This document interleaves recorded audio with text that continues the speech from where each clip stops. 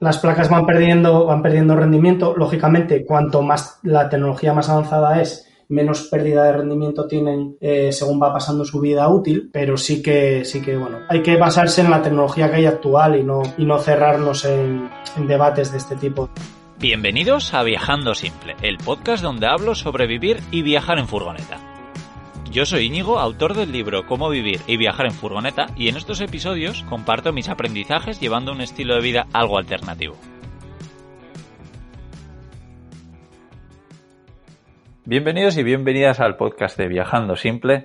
Hoy estoy con un experto. A mí me encanta traeros a expertos que saben de temas que yo puedo saber un poquito, pero estos son personas que saben de verdad, no solo porque les gusta, sino porque también además trabajan con ello. Y esta vez estoy con Gustavo de DSP Camper, que ya hemos estado aquí hablando más de una vez. Y bueno, me consta que a la gente es de muchísima ayuda estos podcasts, y lo que vamos a hacer hoy es contestar a las preguntas que nos habéis mandado vosotros por diferentes plataformas y contestar sobre todo tema de energía solar. Pero bueno, antes de darle la bienvenida a Gustavo, bueno, ahora mismo personalmente ya sabéis que el plan mío para este 2022 es cambiar mi Volkswagen T4, que es la que ha sido mi casa los últimos 4 años, al camión que acabo de comprar.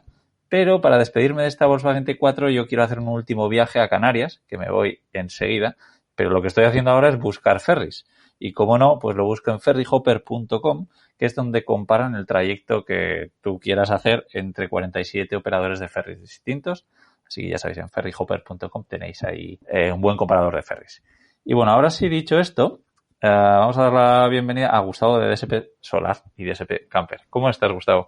Pues nada, encantado de estar aquí por segunda vez, Íñigo, en tu podcast. Sí, nada, gracias por estar y por ayudar a la gente, que esto creo que ya lo sabemos tú y yo, que ayudar a las personas que están con proyectos que es un poco como su sueño, ¿no? Como el mío en 2018 al construir esta Volkswagen T4, pues creo que tú tienes mucho que hacer en ayudando con esto.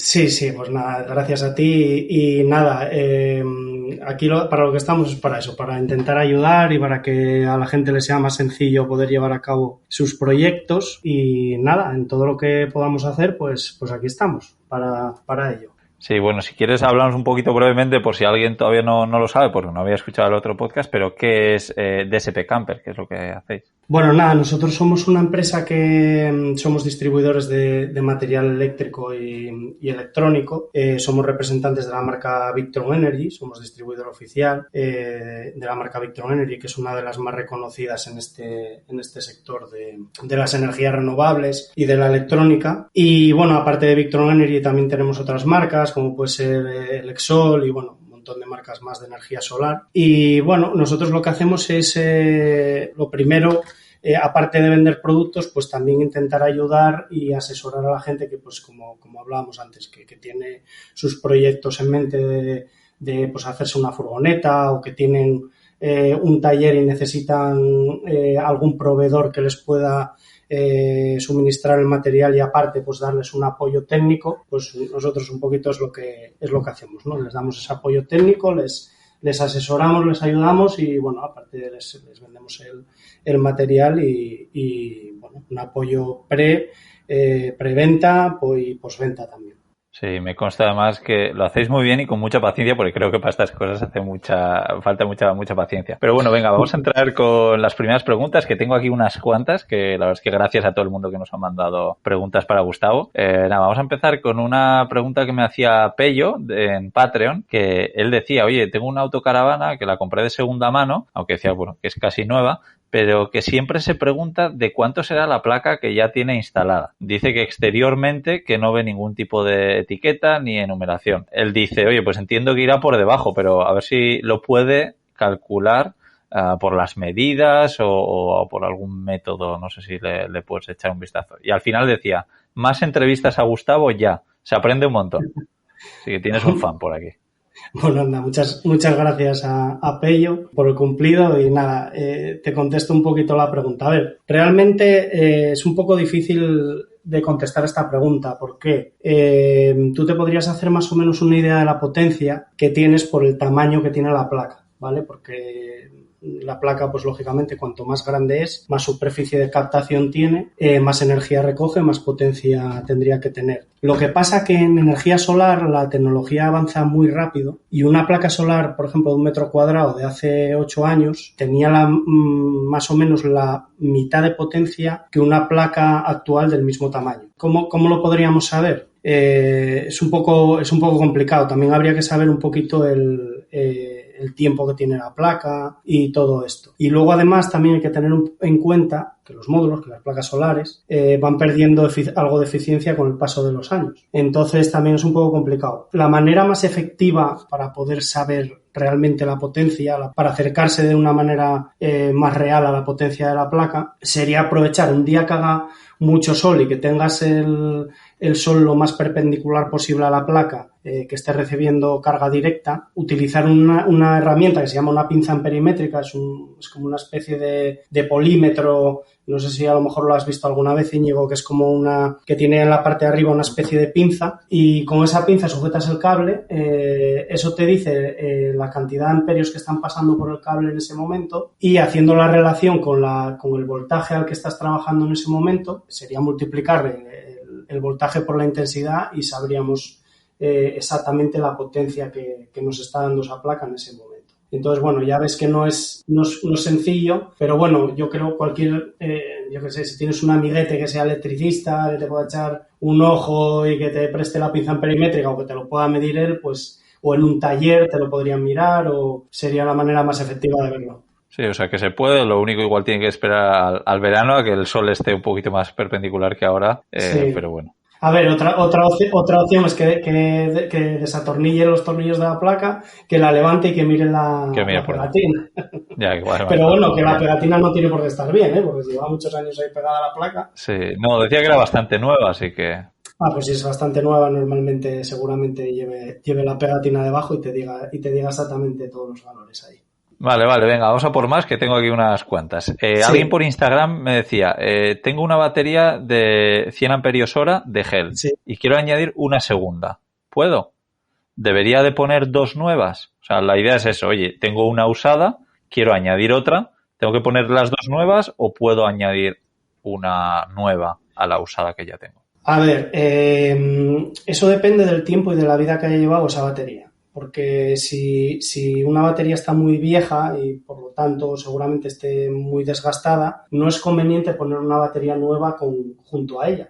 ¿Por qué? Porque la batería vieja va a robarle carga a la que está mejor. Entonces, esto va a crear un bucle de descarga entre una batería y otra, que a la larga lo que va a ocasionar es que la batería nueva se quede al nivel de la vieja, y al final, pues, oye, no es interesante poner una batería, gastarte un dinero, hacer una inversión en una batería nueva para que luego se te quede al nivel de una que tiene a lo mejor 2 o 3 años. ¿Cuál sería la excepción? A ver, si la batería tiene 6 meses, has salido con la furgoneta 4 veces y has hecho muy poco gasto de la batería, pues entonces te diría, bueno, pues a ver, el desgaste que tienes es muy bajo, entonces puedes añadir una batería nueva. Y lo que sí sería importante sería que la batería sea lo más equivalente posible en marca, en voltaje, en intensidad que la batería que ya tenías instalada. O sea, que sea igual la batería, ¿vale? Para que trabajen como una sola. Vale, interesante. La verdad es que sí, esto es una pregunta creo que bastante típica. Me imagino que te llegan unas cuantas como estas. Bueno, también un sitio por donde llegan bastantes comentarios en los podcasts es a través de la plataforma de iVoox. Y en este caso Alfon decía en el podcast anterior que grabamos, que hablamos de consumos, que dejaremos el enlace por ahí también por si alguien no lo ha escuchado, decía, hablabais de indicadores de carga y de voltaje. ¿Y qué medidas son normales o preocupantes? Porque yo, es que personalmente también me doy cuenta que medir la carga de una batería, a menos que tengas las herramientas necesarias, o sea, con un voltímetro normal, no es fácil, ¿no? Eso, ¿qué voltaje tú crees que es peligroso? Claro, a ver, es complicado medir los voltajes o sea, saber el estado de carga de una batería por el voltaje. ¿Por qué? Por varios factores. Porque una batería, cuando se está cargando, cuando tú le estás aportando carga, ya sea desde desde una placa solar o desde el alternador del vehículo, siempre te va a marcar un voltaje más alto del que realmente está, porque la batería en carga, el voltaje es un voltaje más elevado. Entonces, ahí ya no podrías mirar el voltaje en ese estado, ¿no? En carga. Y en descarga pasa completamente lo contrario. Si tú estás haciendo un consumo de la batería, el voltaje es más bajo que el voltaje real, ¿no? Si tú, por ejemplo, arrancas la nevera y miras la tensión de la batería, la tensión que te va a dar va a ser más baja que cuando la nevera está parada. Entonces, para poder medir el voltaje realmente de la batería, lo mejor sería esperar a que el voltaje de la batería esté estabilizado. ¿Cuándo se estabiliza? Bueno, pues cuando pasa, imagínate que has hecho ahora una carga y, bueno, pues cuando pase media hora de que ha acabado esa carga, pues ya podrías medir el voltaje y saber el voltaje real de la batería. Yo normalmente a mis clientes les suelo decir, yo qué sé, espera a la noche, no hagas ningún consumo, espérate a que ya no esté cargando la placa y ahí ya puedes medir el voltaje de la batería. Sí, yo, por ejemplo, lo que solía hacer para intentar medirla era a la mañana antes de salir el sol, ¿no? Porque era un momento que, pues, la nevera estaba apagada prácticamente seguro, y cuando no tenía las luces, porque efectivamente tú enciendes una luz y también el voltaje te va a engañar, va a bajar, ¿no? Entonces, estando a oscuras, con la nevera apagada, sin luz solar, ahí es cuando yo solía medir más o menos el voltaje. Porque lo que tú dices, en cuanto hay un consumo, o al revés, en cuanto se está cargando porque estás conduciendo o porque acabas de llegar, ¿no? También, si tú te pones a conducir, llegas al sitio, apagas el motor y miras el voltaje, va a estar más alto, ¿no? De lo normal. Exactamente, tendrías que esperar a que estabilice un poco. Tú que eres madrugador, pues en tu caso es mejor a lo mejor medirlo por la mañana antes de que empiece a cargar la placa. Y luego, si quieres, te puedo dar unos ejemplos, porque, bueno, también depende un poco del tipo de batería de la que estemos hablando, porque Claro. no son los mismos parámetros, por ejemplo, en baterías en base de plomo, como puede ser Gel o AGM, o en baterías de litio, que cambia un poco. Si quieres, te doy unos ejemplos. Sí, por favor. De voltajes, por ejemplo. Mira, un voltaje de batería entre 12,6... Te voy a hablar de baterías en base plomo, ¿vale? Luego hablaremos de litio. Sí. Estos serían las de gel y las de AGM. Un voltaje de batería entre 12,6 y 12,8 se podría decir que la batería está cargada o con una carga bastante alta, ¿vale? Si no está cargada a tope, es que la batería está casi a tope. Luego, un voltaje entre 12 y 12,5, la batería está más o menos a la mitad de su capacidad, ¿vale? Si está en 12,5, está más cargada que si está en 12,1. ¿Vale? Sí. Luego, entre 11,5 y 11,9 la batería ya estaría baja y por debajo de esos valores de 11,5 ya estaría muy baja y por debajo de 11,8 ya estaríamos en valores realmente un poquito preocupantes ya no sería recomendable bajar las baterías de ese voltaje, ¿vale? En ningún caso. Por ejemplo, los inversores tienen una protección, por lo menos los de Victron Energy, tienen una protección contra descargas profundas que cuando llegan a 10,8 voltios, este voltaje se puede cambiar, se puede elevar un poco, cuando llegan a 10,8 voltios ya cortaría el inversor, no seguiría descargando la batería para protegerla contra esa descarga profunda. Ya, interesante. Vale.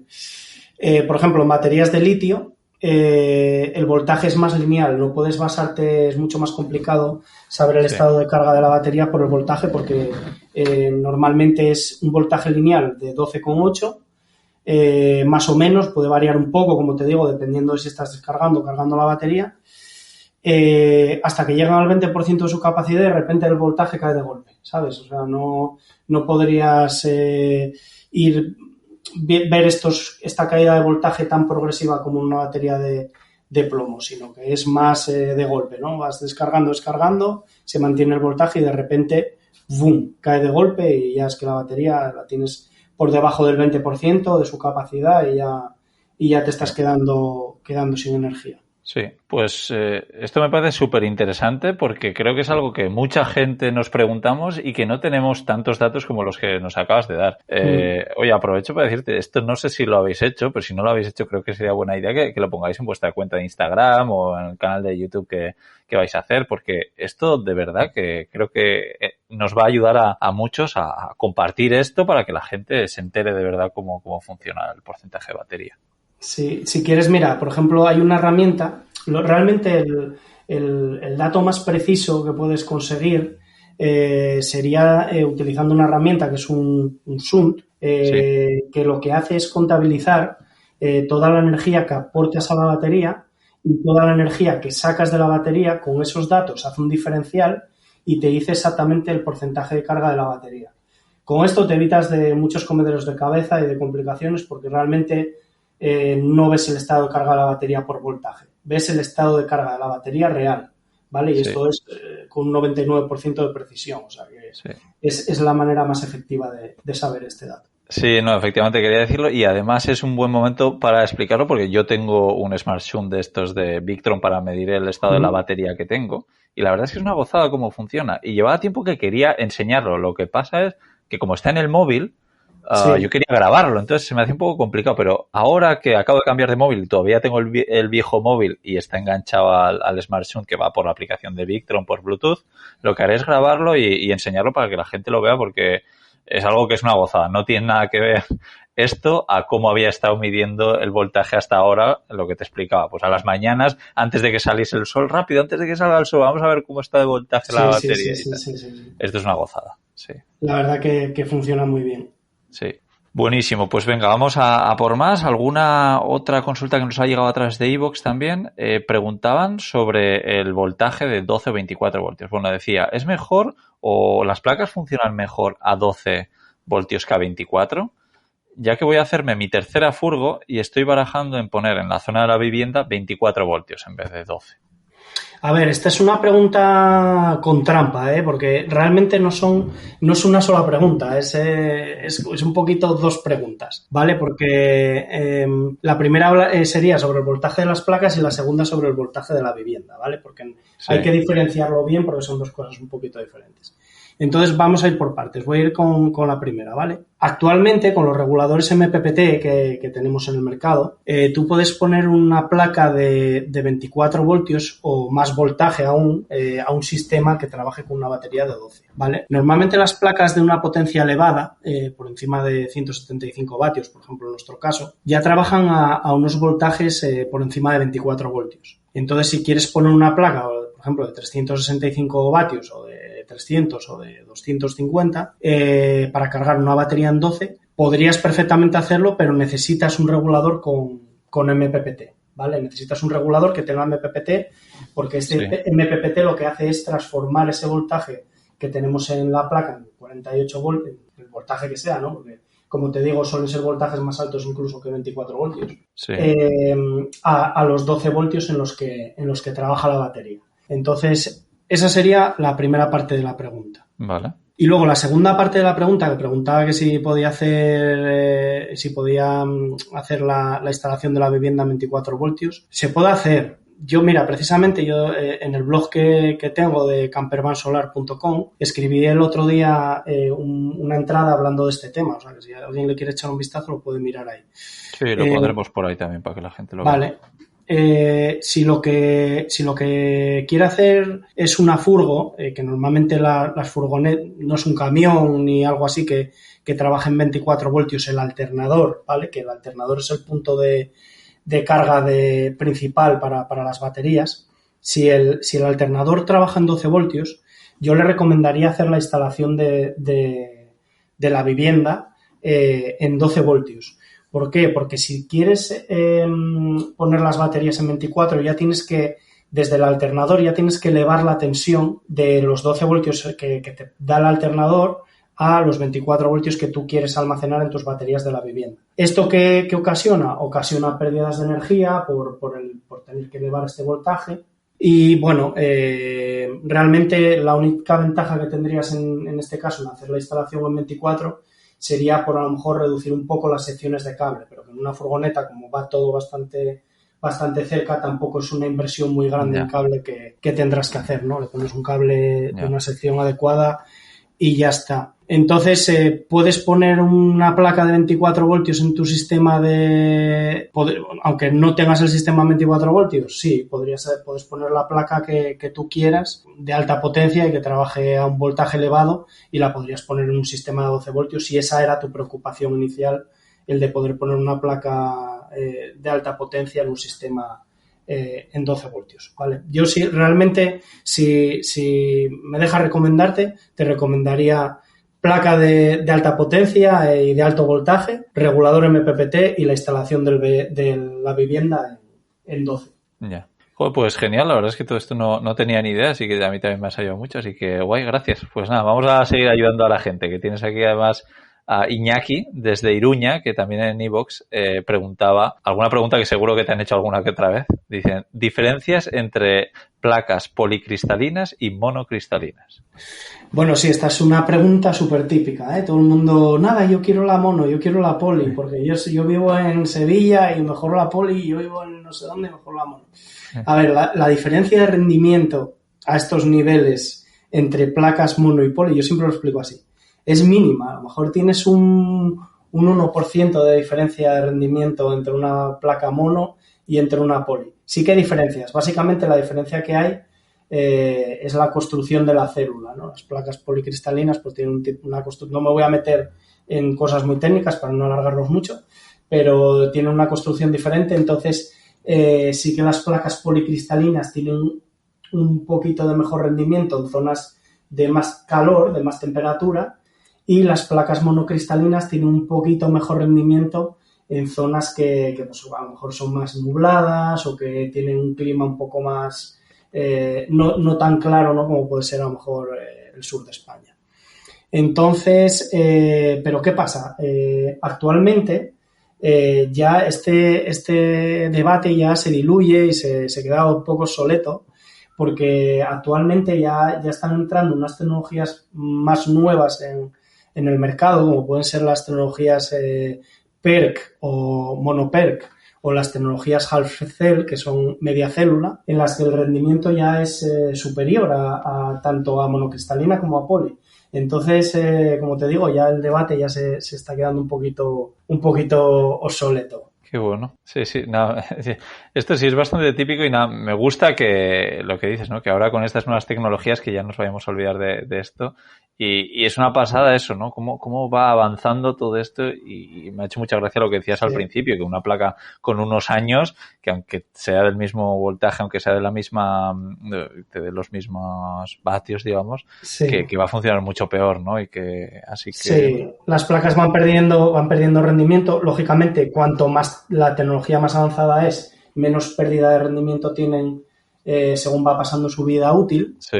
Pero sí que bueno, pues que hay que basarse en la tecnología que hay actual y no cerrarnos en debates de este tipo de cosas que a lo mejor ya no están con la tecnología que hay actualmente en el mercado. No, está bien aclarado. Mira, para que no tenga duda esta persona, si tú tienes una placa de 350 vatios, da igual que sea monopoli, monoperc, half cell, lo que quieras, y tienes una placa de 300, si puedes, quédate la de 350. Siempre va a producir más la de 350 vatios que la de 300, da igual el tipo de tecnología que sea, ¿vale? Entonces, ese dato es importante también. La potencia es lo más importante en realidad de todo. Ya.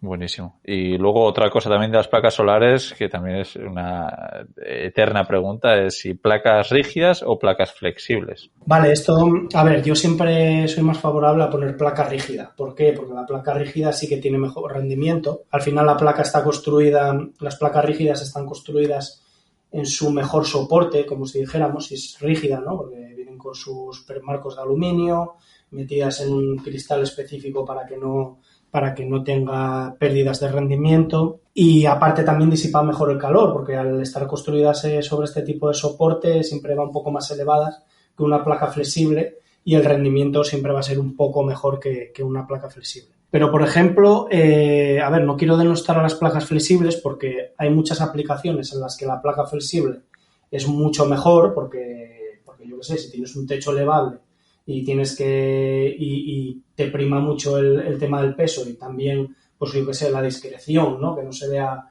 mucho la placa o tienes este tipo de necesidades, pues va muchísimo mejor una placa flexible que una rígida, ¿no? Entonces, para cada caso hay su tipo de placa y luego, por ejemplo, nosotros las placas flexibles que tenemos en DSP Camper, lleva un tipo de acabado F, evita mucho también estos problemas de sobrecalentamiento que te puede dar algunos otros tipos de placa flexible, que la gente tiene mucho miedo de poner la placa flexible por esta causa. Sí. Y, o sea, la tecnología la hay. Realmente, pues lo que te digo, si tienes una furgo grande donde tengas espacio y puedes poner una placa rígida y de mucha potencia, pues perfecto. Oye, que tienes una furgo un poco más pequeña, que prima la discreción, que no quieres que te vean que llevas placa, o que tienes un techo elevable y no quieres llevar mucho peso encima o lo que sea, pues para ti perfectamente la placa flexible te va a ir de cine. Vale, nada, clarísimo, efectivamente que si puedes va a ser más efectiva una rígida, pero bueno, si tu furgoneta pues le va a ir mejor una flexible, oye, pues una flexible, así que Pues nada, genial. las hay y a funcionar con ellas, claro. Está bien que tengamos las dos opciones para elegir, o sea que buenísimo. Eso es. Vale, y luego también hablando de esto, nos preguntan si las placas rígidas, lo ideal es que vayan pegadas al techo o, por ejemplo, que vayan en una vaca con cierta separación entre el techo de la furgoneta. Porque se calientan las placas. Porque a mí algo que sí que me gusta, que lo he visto, que hay gente, pues como por ejemplo los chicos de Walking Travel, si no me equivoco, que tienen la placa un poco elevada, ¿no? La tienen una vaca. Y entonces yo pienso que eso también les ayuda a que el sol no pegue tan cerca de la chapa y que les haga un poco de toldo. ¿Es así?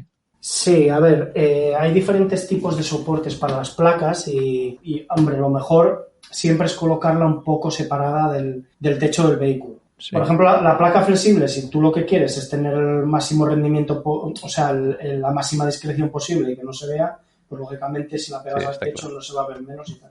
Pero bueno, y al final es su aplicación, ¿no? Es esa. Pero una placa rígida, si va un poquito más elevada, pues va a disipar mejor el calor porque va a dejar pasar el calor por abajo, va a ventilar mejor. El calor más que nada es por el rendimiento, porque cuando una placa solar calienta mucho, tiene algo de pérdida de rendimiento que bueno, puede afectar a la potencia y que no cargue lo que realmente podría cargar, ¿no? Entonces, como te digo, no es necesario llevarla muy elevada, con tener un poquito de separación, ya te digo que puede funcionar perfectamente, va a calentar muchísimo más la chapa del techo de la furgo que la placa solar. Y por ejemplo, los chicos de Walking Travel que la llevan tan elevada, realmente no es necesario que vaya así. Hombre, ellos es un sitio óptimo donde la tienen porque bueno, tienen la vaca y la pueden colocar ahí, pero no es necesario hacer una estructura de ese tipo para poner la placa. Hay soportes que elevan 3-4 centímetros y con eso ya iría perfectamente colocada la placa, disipa perfectamente la temperatura y es más, es un poquito más, también hay que tener en cuenta la aerodinámica porque es un vehículo, entonces si vamos a poner una placa muy grande no es conveniente tampoco que vaya muy elevada porque puede crear algún tipo de cavitación y incluso puede llegar a dañar la placa si vas a mucha velocidad por la autopista. A Walking Travel seguro que no les pasa eso porque no creo que pasen de 80, pero a lo mejor a otra persona sí, ¿vale? Entonces, sí. La medida justa, o sea, quiero decir, si al final es un vehículo nuevo y vas a poner una placa grande, no hace falta que la eleves demasiado. Ya, vale, está claro. Luego, otras maneras de vivir, decía en Instagram, decía, muy pro vuestros equipos. Pero ¿no hay algún vídeo donde expliquéis cómo funcionan? Bueno, esta pregunta me encanta porque este es un proyecto que tenemos ahora, yo ya llevo con ello en mente desde el año pasado, porque mucha gente me hace muchas consultas y la verdad que he hecho bastante tiempo en contestar consultas y sí que tengo en mente el en ir haciendo pequeños vídeos explicativos de cada componente, de cómo se instalan, de cómo se configuran, de para qué sirven, y para mostrar los productos a la gente. Y yo creo que ya este año 2022 tenemos alguna cosilla que hacer antes de ponernos con el tema de los vídeos, pero sí que ya nos vamos a poner a grabar y vamos a poner el canal de YouTube de DSP Camper a funcionar y hacer todos estos vídeos explicativos de todos los componentes, incluso bueno, subiremos algún webinar también. Haremos algunas formaciones, tenemos un poquito todo este proyecto entre manos que lo queremos hacer. Incluso pues en Instagram pues subiremos algún esquema de montaje, en fotos y bueno, todo este proyecto para el año 2022 seguro que lo veis y ya os lo anunciaremos porque lo tenemos en marcha, lo tenemos en la cabeza. Qué bueno. Bueno, yo en cuanto lo tengáis, lo meteremos en el artículo que acompaña este podcast, que será en viajandosimple.com/solar, ¿vale? Que lo tendréis en la descripción de este capítulo, pero bueno, estar atentos también a las redes sociales porque en Instagram por lo menos ya están, así que seguirles por ahí para ver cuándo crean eso, porque creo que va a ser de grandísima ayuda. Y vale, Gustavo, ahora ya tengo 2 preguntas personales, porque ya sabes que ahora mismo me acabo de comprar un camión y estoy un poco dándole vueltas.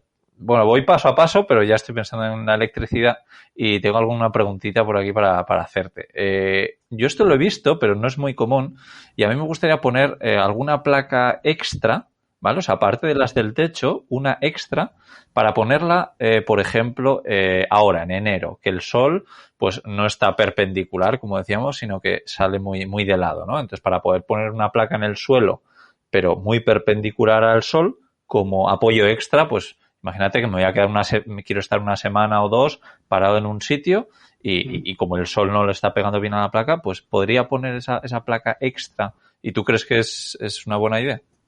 A ver, mira, yo en este caso yo creo que tienes un par de opciones. Puedes hacer una cosa, que puede ser, yo no sé si tú vas a tener acceso al techo de tu vehículo, porque bueno, yo según lo que he visto o lo que más o menos sí he visto del camión que te vas a hacer, tienes una caja bastante grande en la cual pues a lo mejor tendrá un par de placas grandes para poner y a lo mejor lo que sí que puedes hacer es con un cable adicional coger una de esas placas y poder ponerla de quita y pon para poder colocarla en algún sitio. Claro, hay que tener en cuenta que este tipo de placas ya son placas grandes, entonces a lo mejor tú solo para subir y bajar la placa a lo mejor es complicado. Entonces sí que a lo mejor podrías añadir una placa extra adicional, tendría que ser compatible el regulador para poder hacer esto, o sea, el regulador tendría que soportar esta placa más añadida y pues yo qué sé, llevarla guardada dentro del camión, dentro de la caja, donde sea, y en un momento dado pues llevarte esta placa y que trabaje en paralelo a las otras 2 que ya tienes, que aunque pues yo qué sé, el sol esté bajo, algo te va a cargar, ¿sabes? Aunque solamente por estar ahí. Y esta placa, pues eso, que sea de quita y pon, que tú la puedas añadir por ahí. Tendría que ser el sistema en paralelo, porque en serie, si las otras placas no está dando muy bien el sol, te puede bajar un poquito el rendimiento. Entonces, bueno, habría que estudiarlo un poquito más. Seguro que se puede hacer y si no, se podría hacer también con un regulador adicional. Si añades un regulador adicional solo para esta placa, tú la puedes poner y quitar independientemente cuando quieras y como quieras, ¿vale? Porque va a cargar independientemente con su propio regulador de carga. Vale. Con el propio regulador se podría hacer sin ningún problema. Ya. Vale, pues nada, ya lo hablaremos. Y bueno, otra preguntita que tengo, aquí ya empezando a ver cosas para instalar en el camión, que bueno, este camión ya no va a ser tan simple como lo que estoy acostumbrado. Estoy viajando simple, parece que debería cambiar el nombre porque ya estamos aquí hablando con palabras mayores, ¿no? Para el camión, pero bueno, pues viendo cosas... un poquito más complicado, ¿no? Eso es. Y nada, pues viendo cosas que tenéis vosotros en DSP Camper, de Victron, que todos sabemos que es una marca buenísima, pues tienen una cosa que a mí me parece muy interesante, de la que tú me has hablado, que es el Victron Cervo GX. Y seguro que hay un montón de gente que no tiene absolutamente ni idea de qué estamos hablando, entonces me gustaría que expliques a ver qué es este aparatito, para qué sirve. Vale, el Victron Cervo GX es un aparato que tiene muchísimas aplicaciones, ¿vale? Tanto en energía solar como en automoción, como sería en este caso, o en náutica, por ejemplo, ¿no? Pero bueno, vamos a centrarnos en la automoción, que es en lo que nos interesa aquí. El Cervo GX para automoción es una centralita, hablaríamos de centralita, es un sistema de recogida de datos de todos los componentes de la instalación, ¿no? Si tenemos la instalación con componentes de Victron, tenemos regulador de carga, tenemos un Smart Zoom como del que habíamos hablado antes para medir el estado de carga de las baterías, tenemos un regulador de carga y un inversor, ¿no? Pues todos estos componentes los puedes conectar al Cervo y él relaciona todos los datos que le dan estos componentes y te los presenta en una pantallita táctil que tiene muy, muy visual, muy atractiva, y en la cual tú puedes, pues puedes navegar, puedes hacer configuraciones, puedes ver el estado de carga de las baterías y además, aparte de esto, tiene entradas pues para ver boyas de depósitos, para controlar los depósitos de aguas limpias, los depósitos de aguas sucias. También tiene entradas para sondas de temperatura, en la cual tú puedes ver, pues, por ejemplo, temperatura externa del camión, temperatura interna del camión, temperatura de la zona de la cabina, por ejemplo, ¿no? Para hacernos una idea. Luego es un elemento que también tiene una conectividad total, ¿no? Tú puedes ver luego todos los parámetros a través de la aplicación de Victron Connect por Bluetooth, pero también los puedes ver si tienes acceso a Wi-Fi y puedes conectar el equipo a Wi-Fi, puedes ver los dispositivos, toda tu instalación a distancia. Lo podrías ver a través de tu ordenador conectado a internet, podrías estar monitorizando tu instalación a distancia. Esto está muy guay, por ejemplo, para si tú sales de viaje y estás en un país alejado y tal, y tienes algún problema en la instalación, tienes alguna incidencia y no sabes qué es lo que pasa en la instalación, de dónde puede venir el problema, pues me puedes llamar y dices, oye, Gustavo, que es que estoy aquí, tengo una incidencia en mi instalación, y entonces yo te digo, mira, dame los datos de acceso al Cervo y vamos a monitorizar a ver qué es lo que está pasando, ¿no? Y yo podría acceder a tu instalación, ver qué puede estar pasando, si es algún problema con las baterías o con algún otro elemento y, bueno, pues intentar resolverte el problema a distancia. Entonces, es un equipo, ya te digo, que cumple cubre muchas necesidades que te pueden surgir en un vehículo de estas características y que, bueno, pues que te pueden solucionar, te puede sacar de muchos problemas. Sí, no, me parece algo brutal, algo como avanzado en nuestro tiempo, ¿no? Yo estoy acostumbrado pues a todo.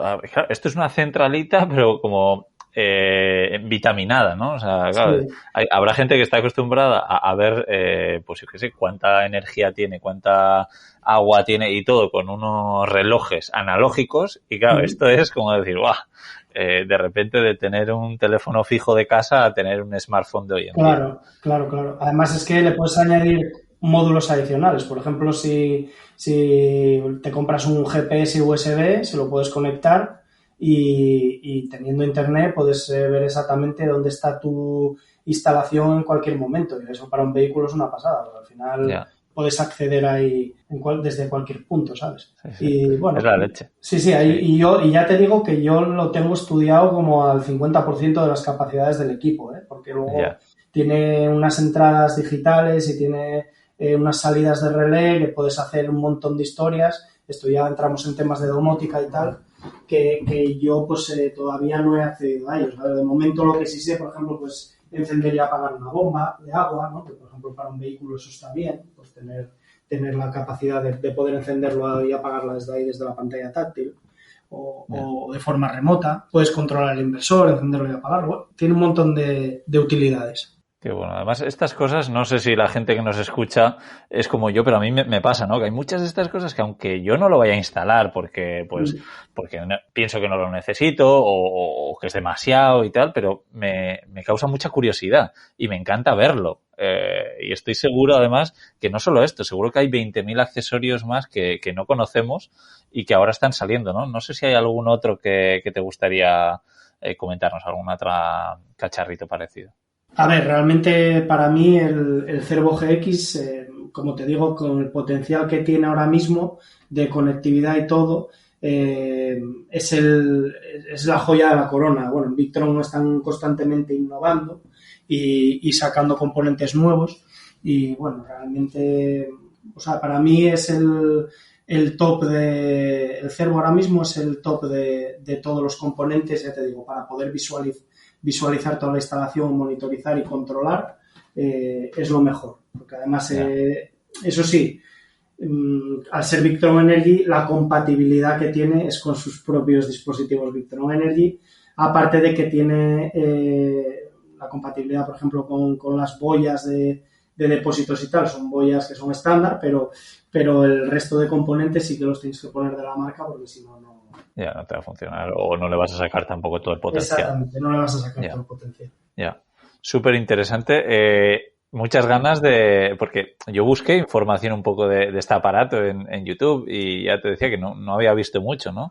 Sí. Entonces tengo muchas ganas de que vosotros pongáis a ello y nos pongáis a enseñarnos estas cositas curiosas que van saliendo. Por supuesto, este es uno de los vídeos que tenemos que hacer y además es que yo creo que en un vídeo no vamos a poder explicar y tendremos que hacer varios vídeos para poder explicar las diferentes funcionalidades que tiene y bueno. El tema de este equipo, realmente Victron, bueno, es una marca que lleva muchos años y viene un poco de la náutica, ¿no? Vienen ellos realmente todo este tipo de aplicaciones primero las aplican a sus proyectos de náutica y luego, bueno, pues muchos de estos elementos se pueden luego extrapolar al tema de automoción y de camper, que es lo que a nosotros nos interesa más.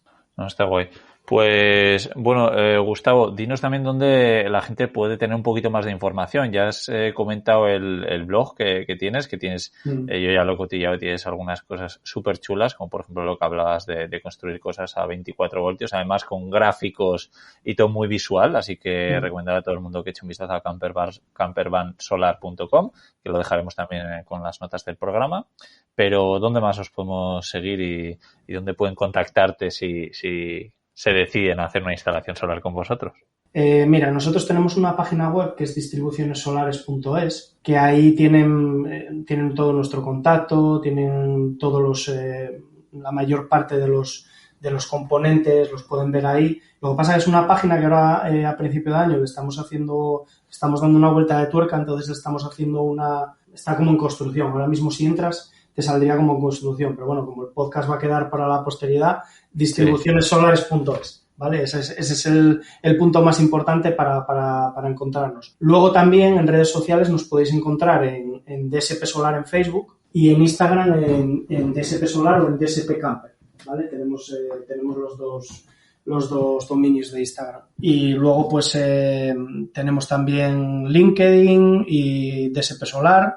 Y también podéis encontrarnos pues en Twitter, o sea, al final... Estáis en todos los lados, perfecto. En todos los lados, donde queráis encontrarnos, ahí estamos. Así me gusta. Yo creo que eso debería hacer todo el mundo, ¿no? Para que no tenga pérdida. O sea, que buscar DSP Camper o DSP Solar en cualquier sitio, que ahí saldrá Gustavo y su equipo. Como te decía, como vamos a hacer el canal de YouTube, ahí sí que le pondremos el nombre de DSP Camper al canal de YouTube, donde explicaremos los diferentes componentes de la instalación y bueno, pues ese sería el de tenemos también el de DSP Solar, pero realmente el que nos compete aquí sería el de DSP Camper, ¿vale? Que será donde explicaremos todos estos elementos. Buenísimo.